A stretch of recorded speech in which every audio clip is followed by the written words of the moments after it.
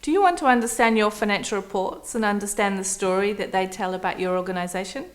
Well, you're in the right place. Community Compass builds the capacity of organisations through sound financial management practice. Your financial reports are the detailed outcome of all of the activities and transactions that have occurred for your organisation over a given period of time, whether that's a month, a quarter, or a year. As a committee or a board member, your financial report should be presented at the meeting for discussion, review, and acceptance. Let's take a look at some of those reports in some more detail. Firstly, let's look at the profit and loss report. This report is also known as the performance report, as it captures the activities of your service delivery. For example, the amount of income you have received and the costs that you've incurred over a given period. Taking a closer look, you will see that the income is broken down into headings such as grant income, rental income, hall hire, fees for service, and perhaps some interest. Take a moment to think about the income streams of your organisation. What activities do you do that generate income? Now let's look at the expenses. These represent the costs you have incurred to bring your activities to fruition, such as marketing, advertising, accounting and record keeping, auditing, insurance, rent, salaries and wages, training. What kind of expenses do you incur? Take a moment to reflect on these for your organisation.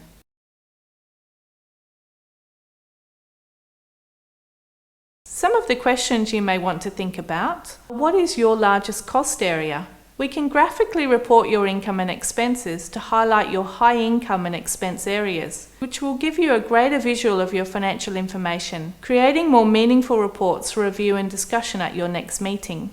The last element that is important when reviewing your profit and loss report is the surplus or deficit area. Surplus means that you've earned more than you've spent, and a deficit means you've spent more than you've earned. Another important report to present at the meeting is the balance sheet, also known as the financial position statement. This report is a reflection of the activities that have happened in your organisation, showing such things as your bank account, stock on hand, prepayments, debtors, and the things you own, known as your organisation's assets.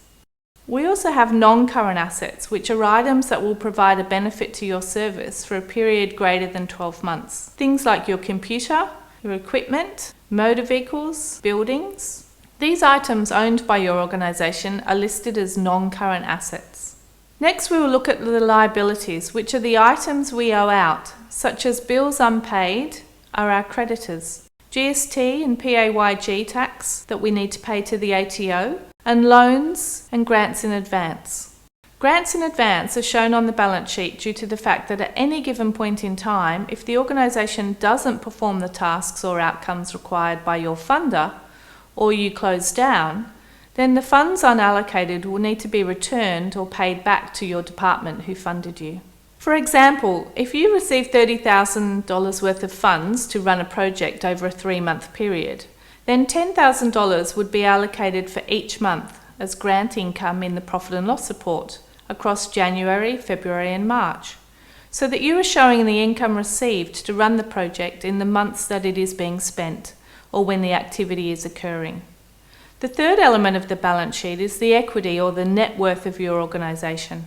We have assets minus liabilities, which equals your net worth, which is a summary of what you own less what you owe, which equals your net worth or your value of the service at any given point in time.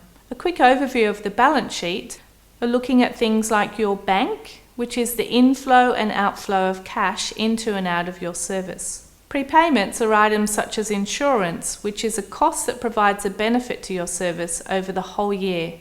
So it's broken down into monthly amounts and allocated via a journal to your profit and loss report on a monthly basis. This amount represents the cost used up in that month.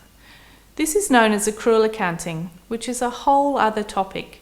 We will be creating a learning resource for this topic in the near future. Debtors are people who owe you money for services that you've provided. For example, a preschool provides educational care on a daily basis, but the fees that are paid are only paid perhaps weekly or monthly.